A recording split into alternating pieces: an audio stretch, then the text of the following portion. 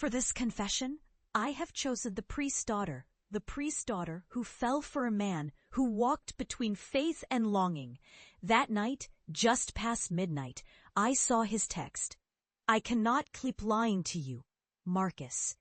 The words burned into my screen and into my chest, the slow flame that told me the truth I had kept buried under moving prayers and careful smiles. I am Olivia, 37, the daughter of our town's beloved priest, and my life has always moved in the neat, quiet lines of church hours, charity work, and the steady rhythm of a small town that knows your family's name, the way it knows in the season of lilac and the color of winter sky.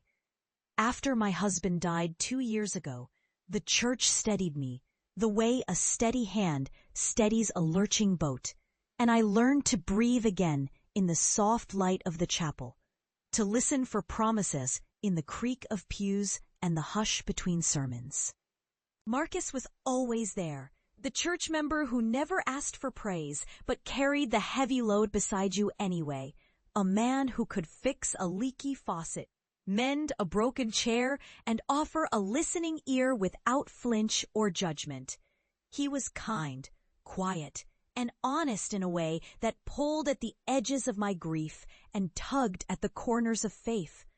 I had learned to be wary of desire in a place where desire could become rumor, and rumor could sour a whole life. The inciting incident arrived not as a loud confession, but as a grave, quiet truth that came to sit in my kitchen at night when the rain drummed on the tin roof and the town clock ticked like a patient heart. After service, Marcus handed me a folded page, not a note tossed carelessly on a chair, but a letter sealed with his own hand, a letter that bore the weight of decision and risk. He did not beg or plead. Instead, he spoke of limits and of the danger that our closeness posed to the town's sense of right and wrong. He told me that the church council would not tolerate a romance between the priest's daughter and one of its most faithful members, that gossip would sting the elderly women who kept the bake sales, that the boy who asked if I remembered him would be fed stories of scandal until the whole parish believed a lie about me, and the father who stood at the pulpit with the same stern hope in his eyes every Sunday. I looked down at the paper, the ink blotting a little where his breath had pressed into the page, and in that moment the betrayal became clear, not because he had betrayed me, but because the world was ready to betray us, and I felt the old rules bite into my skin with a cold, clean ache. The text I found later on my phone, a whisper that felt like a verdict, only confirmed what I already knew. Faith could demand sacrifice, and love would ask for courage. The hook of all life is risk, I tell myself, even when the risk is not to you, but to the fragile, beloved life you already have.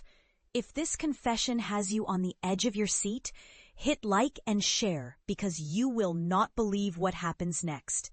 Set up in more breath than bravado, I tell you about my ordinary days and the way they tremble when Marcus is near.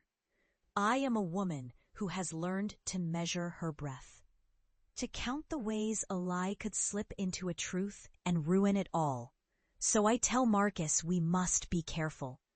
We meet in the garden behind the church grounds, where the vines climb the old wall and the air smells of wet earth and jasmine after a late spring shower. The world thins to the sound of our voices, a soft chorus that brushes against the stone like a caress.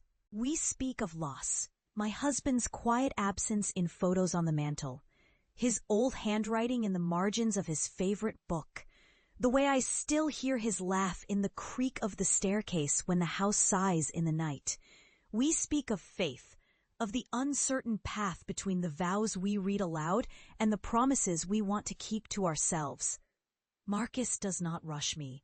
He never does. He waits with the patience of a man who has learned the weight of waiting.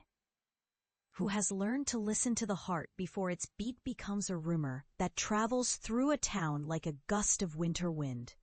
He tells me stories of his mother's prayers, of the way he once believed healing came only through miracles, and I tell him how grief rearranges the rooms of a house until the air there feels strangling and sweet at once.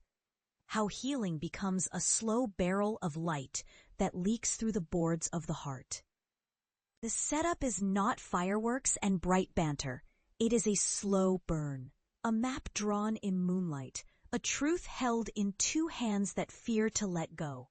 The inciting crisis of our tale, the moment when the world seems to tilt and the air itself becomes spiced with danger, arrives when the bishop requests Marcus to step back from church duties for a season, a quiet exile meant to cool the rumor and restore order to a place that thrives on order more than on courage.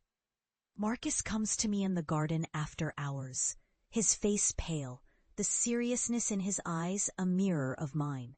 He speaks of a future where we do not pretend, but he speaks of it with gravity and refusal to deceive either him or me. I will not become a symbol, he says, and I ache with the weight of that statement because I know I do not want him to vanish into the town's neat, careful narrations of what is proper. Our boundaries feel less like fences and more like a slow, dangerous door that could slam shut without warning. The rising action follows as we continue to meet when no one is watching, as we practice our resolve by simply existing side by side with a new form of tenderness, not the fevered chase of forbidden lovers, but the careful approach of two people who want to belong to each other without hurting what they already hold dear. There are moments of pure grace in these days, the way the church bells ring over a rain-wet street and Marcus reaches for my hand as if to anchor us to a safer world. The way I breathe in the scent of old hymnals and warm bread from the bakery down the block and feel the first tremor of what might be a true second chance at love. It is not reckless. It is a vow to endure, to learn what healing looks like when you refuse to pretend the ache away. If you feel the charge in the air, if you sense how a love that is meant to be can still be a prayer whispered in a cloister of doubt, you know this is where the heart learns to listen.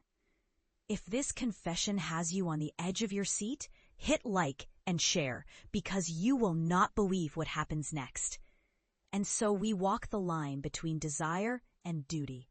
Two souls who have learned that longing can be a teacher as much as a thief. Marcus returns from his temporary exile with a quiet resolve that is more powerful than any sermon I have ever heard. He tells me he is ready to build a future that honors both faith and love. A future where we do not have to pretend there are no consequences when two people choose each other in a town that measures virtue by the number of times a sermon is delivered and the number of acts of mercy performed. Our second chance arrives not as a sudden kiss in the dark, but as a deliberate choice to hold each other gently, to respect the sacred spaces we inhabit, to let healing unfold at its own pace in the quiet corners of our souls. We begin to plan, not an escape, but a life that accepts the risk and still reaches for a hopeful dawn. I learned that true love can coexist with faith if you refuse to let fear write the final chapter. And perhaps the town will learn too. To read a story not as scandal, but as a testament that a heart can mend, a life can change, and two people who were afraid to love can discover that love, indeed, can be a second chance that lasts. The final image is soft and bright.